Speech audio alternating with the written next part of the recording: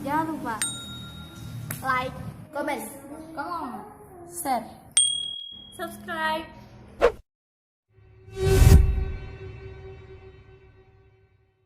Wa kana mulkuhu 400 sanah. Begitu disebutkan dalam kitab sejarah. Wa kana mulkuhu 400 sanah. Dia berkuasa 400 tahun lamanya. Penguasa tunggal syarqan wa gharban, dari mulai belahan timur dunia sampai ke barat, tunduk dalam kekuasaannya. Lalu kemudian datanglah Nabi penyeru kepada tauhid menghadap penguasa yang hebat, raja segala raja di atas dunia. Menyembahlah kepada Allah. Lalu apa jawabnya?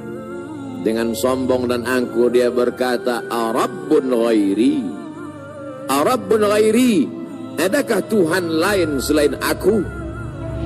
Adakah yang lebih berkuasa di dunia ini selain aku? 400 tahun membuat dia merasa bahwa dia Tuhan. Sampai-sampai keluar dari mulutnya, Arabbun ghairi, adakah Tuhan selain aku? Lalu kemudian apa yang terjadi?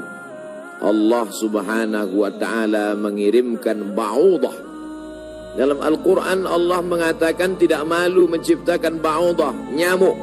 Inna Allah la yastahi ayyadriba masalam ma ba'udah.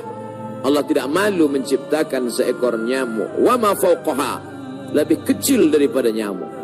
Apa yang terjadi?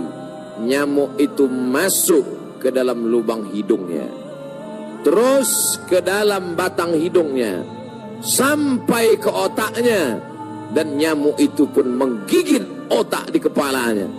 Lalu kemudian dia mengambil martel memukul-mukul kepalanya, sampai orang-orang di sekelilingnya menyangka dia gila, sampai dia habis usaha. Makin sakit, tak dapat dirasakan, tak dapat diceritakan, tak dapat diungkapkan bagaimana rasanya. Dan akhirnya dia pun mati. Dicatat dalam sejarah, dia bernama Namrus. Begitu Allah bercerita tentang orang-orang angkuh dan sombong. Dia tidak mati disambar petir, dia tidak mati ditimpa batu besar, dia tidak mati karena sesuatu yang hebat, tapi dia mati karena makhluk yang hina, yang kita pun dapat membunuhnya dalam satu kali tepukan. Berpuluh nyawa nyamuk akan mati. Tapi begitu Allah Ta'ala ingin menunjukkan kesombongan, keangkuhan orang-orang yang merasa dirinya Tuhan, jawabannya adalah kuasa Allah Subhanahu wa Ta'ala. Hari berganti, musim berubah, dunia ini diisi oleh orang-orang yang angkuh dan sombong. Selesaikah dunia dengan matinya Namrus? Tidak. Lahir lagi generasi yang lebih canggih daripada Namrus, lebih kejam daripada Namrus. Apa yang dia lakukan? Yuzabbihuna abna'ahum wa yastahyuna nisa'ahum. Lebih sadis daripada Namrus. Anak laki-laki disembelih hidup-hidup, anak perempuan dibiarkan karena tidak melawan. Anak laki-laki yang dia nampak dalam mimpinya akan menarik mahkota kekuasaannya, anak perempuan dibiarkan melahirkan. Sampai pada akhirnya ketika dia berkata dengan lantang, kalimat berbeda, substansi makna yang sama, Ana rabbukumul a'la, Ana, aku, Rabbukum, Tuhan kamu, a'la, yang paling tinggi. Ternyata kekuasaan boleh bisa merubah makhluk merasa menjadi khalik. Orang kalau sudah terlalu lama berkuasa, melihat manusia tertunduk-tunduk ketakutan, maka berubah dalam dirinya, berkata, kaulah yang paling berkuasa, engkau adalah Tuhan. Itu pernah terjadi pada Namrus dan menular kepada Farao. Al-Quran menyebut dia Fir'aun. Ana, aku, Rabbukumul a'la, Tuhan kamu yang paling tinggi. Bagaimana cara Allah mematikan Fir'aun? Diceritakan dalam Al-Quran. Falamma adrakahul gharaku, ketika dia tenggelam di tengah Laut Merah, masuk air itu ke dalam tenggorokannya dan masuk ke dalam lehernya, terus ke dalam dan masuk ke dalam paru-parunya.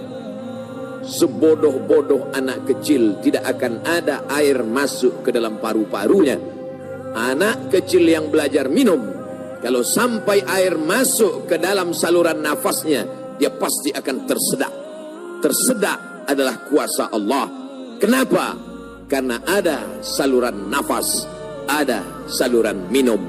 Udara tidak akan mungkin diisi air, karena kalau sampai air masuk ke saluran udara, maka hancurlah paru-paru. Allah ciptakan satu kuasa bernama tersedak. Tersedak adalah kuasa yang paling ringan. Anak kecil yang tak ada daya upaya pun pasti akan tersedak. Tapi Allah ingin menunjukkan kepada Fir'aun, jangankan untuk menggenggam dunia, jangankan untuk membunuh Musa, jangankan untuk mengejar Bani Israel, untuk tersedak pun kau tak kuasa, wahai Fir'aun. Apa yang terjadi? Fir'aun mati. Kenapa Allah mematikan Fir'aun dengan air? Kenapa tidak dengan batu? Kenapa tidak dengan petir yang menggelegar? Mengapa dengan air? Karena dulu bayi yang tak berdaya itu dihanyutkan ke tengah air. Wa auhayna ila ummi Musa, kami wahyukan, kami ilhamkan, kami bisikkan ke hati ibu Musa, an ardi'ihi, susukan anakmu. Fa in khifti alaihi, kalau kau takut anakmu ini akan disembelih Fir'aun, fa'alqihi fil yammi, hanyutkan dia ke sungai. La takhafi, jangan kau takut. Wala tahzani, jangan kau sedih. Inna radduhu ilaiki, kami akan mengembalikannya kepada engkau sesuai dengan cerita yang kami kehendaki. Waja'iluhu minal mursalin, dan kami akan menjadikan dia salah satu daripada rasul yang kami pilih. 5 di antara rasul itu, salah satunya adalah Musa alaihi salam. Musa, bayi yang tak berdaya, dicampakkan ke laut, dicampakkan ke sungai Nil, selamat. Bayi yang tak dapat berenang, bayi yang tak ada kuasa, bayi yang tak ada daya upaya, selamat di atas air. Tapi penguasa, raja di atas raja, segalanya bukti-bukti kuasanya sampai hari ini menjadi bukti. Satu di antara 7 keajaiban dunia adalah piramid yang dibangun oleh Fir'aun.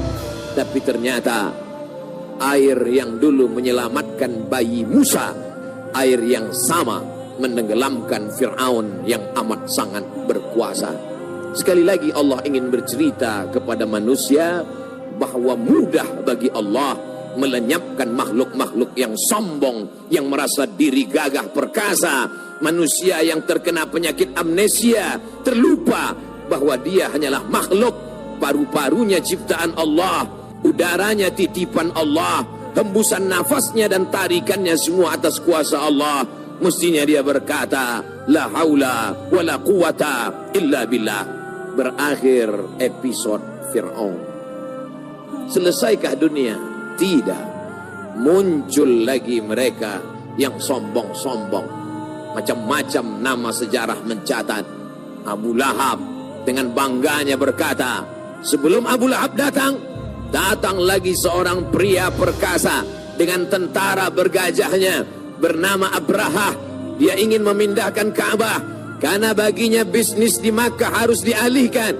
Nun jauh di Yaman, berseberangan dengan Laut Merah, menyeberang ke Afrika. Maka ini Ka'bah harus dihancurkan. Dia bawa pasukan bala tentara, sampai akhirnya pasukan gajah tidak ingin bergerak. Gajah makhluk Allah, binatang, tahu mengenal Allah subhanahu wa ta'ala. Dia paksa gajah itu berdiri dengan pawang-pawangnya. Akhirnya gajah itu berjalan karena amat sangat terpaksa dan di bawah tekanan. Sampai akhirnya apa yang terjadi? Datang Abdul Muttalib membawa kunci Ka'bah. Dia serahkan kepada Allah. Dia katakan di depan pintu Ka'bah, inna lihadzal baiti rabban yahmi. Sesungguhnya Ka'bah ini ada Rabb, ada Allah yang menjaga dan memeliharanya. Bukan aku yang menjaganya, kuserahkan kepada penjaganya. Inna lihadzal baiti rabban yahmih. Sesungguhnya Ka'bah ini ada penjaganya, kuserahkan dia kepada engkau ya Allah. Apa yang terjadi? Fa arsalna alaihim tayran ababil.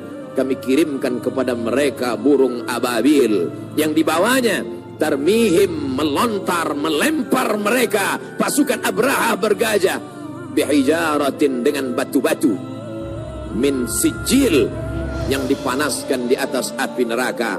Apa yang terjadi pada pasukan Abraha? Faja'alahum ka'asfim ma'kul.